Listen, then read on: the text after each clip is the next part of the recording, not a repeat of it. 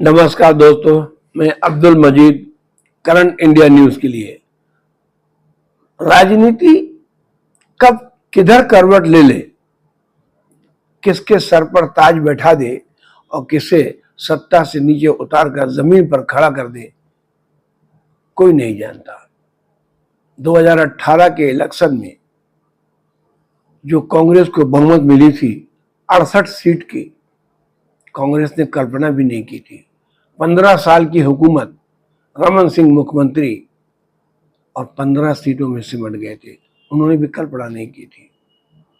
लेकिन 5 साल तक जो भूपेश की सरकार चली और जो भूपेश ने 5 साल तक सत्ता चलाई, उसमें बीजेपी 2.5-3 साल तक तो कुछ बोली नहीं और कांग्रेस लगातार अपने वायदों में, अपनी योजनाओं में काफी आगे चलती रही। कर्ज माफी, धान खरीदी,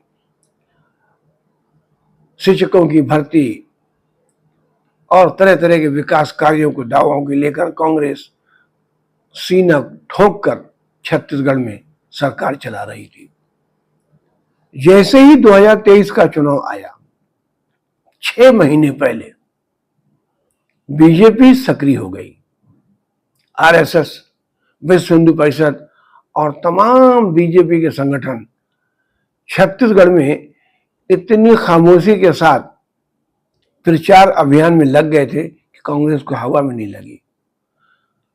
जहां जहां बीजेपी ज्यादा हारी थी, संघ ने वहां वहां अपना एजेंडा चलाया। जैसे बस्तर, सरगुजा, बिलासपुर, इन 3 संभागों में संघ ने सबसे ज्यादा काम किया है। सरगुजा जैसे क्षेत्र में कांग्रेस का सफाया हो जाना कांग्रेस के लिए बहुत बड़ी चेतावनी है। 14 सीटें उस संभाग में हैं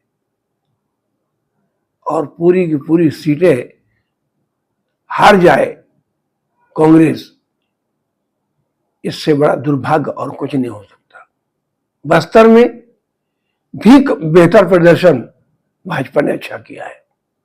बिलासपुर में भी अच्छा किया, दुर्ग में भी अच्छा किया, रायपुर में भी अच्छा किया।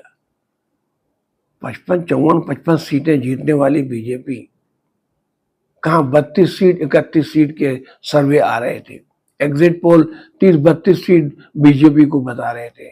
हमने खुद अपने वीडियो में, मैंने खुद ये सर्वे किया था और ये कहा था कि हमारा ओपिनियन है कांग्रेस 55-56 सीट तक जा सकती है और बीजेपी 32-33 सीट में सिमट सकती है।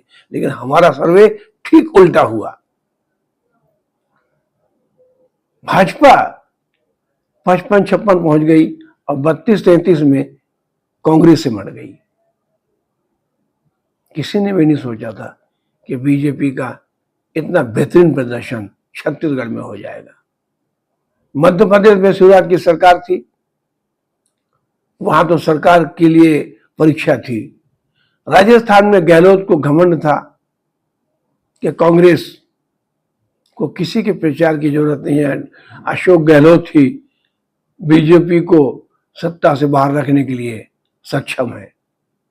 वहां भी बीजेपी सत्ता में आ गई, गहलोत जी बाहर हो गए। तो अहम की राजनीति ज्यादा दिन नहीं चलती।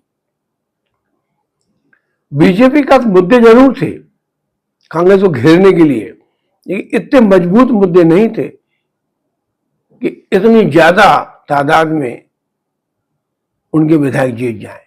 लेकिन मतदाताओं ने, जनता ने ये देखा और परखा और मूल्यांकन किया कि नहीं, ये सरकार हमको पसंद नहीं है, ये सरकार में हम सुरक्षित नहीं है, ये सरकार हमें बदलनी चाहिए। और यही परिणाम आज आया है। 3 हिंदी प्रदेश बहुत बड़ी ताकत है। राजनीति में वजन रखने वाली ये 3 सरकारें हैं। 2024 के लिए सीधे सीधे निर्देश है कि अब बीजेपी को कोई रोक नहीं सकता। राहुल गांधी, प्रियंका गांधी, कांग्रेस का पूरा संगठन आश्चर्यचकित है। आखिर ये क्या हो गया? हमसे कहां चूक हो गई? हम कहां पीछे रह गए? सच्चाई ये है कि ओवर कॉन्फिडेंस कांग्रेस को ले डूबा। ओवर कॉन्फिडेंस ही कांग्रेस के नेताओं की हार का कारण बना। मोहम्मद अकबर 60,000 वोट से जीतने वाले 40,000 के आसपास चुनाव से हार गए। रविंद्र चौबे मामूली से किसान ईश्वर साहू से चुनाव हार गए।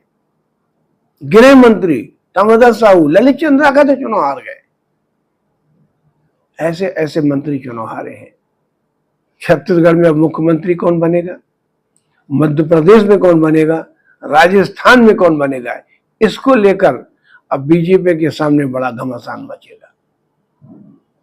मध्य प्रदेश में तो बीजेपी ने शिवराज को किनारे कर दिया था, राजस्थान में वसुंधरा को बीजेपी ने किनारे कर दिया था, और छत्तीसगढ़ में रमन सिंह को चेहरा नहीं बनाया था। अब इन तीनों राज्यों में मुख्यमंत्री कौन होगा, ये बीजेपी के लिए चुनौती बन गया है। खैर, सरकारें बनेंगी, मुख्यमंत्री कोई ना कोई बनेगा और सरकारें अब चलेंगी। आज की वीडियो में बस इतना ही। हमारा वीडियो पसंद आया हो तो लाइक कीजिए, सब्सक्राइब कीजिए और शेयर कीजिए।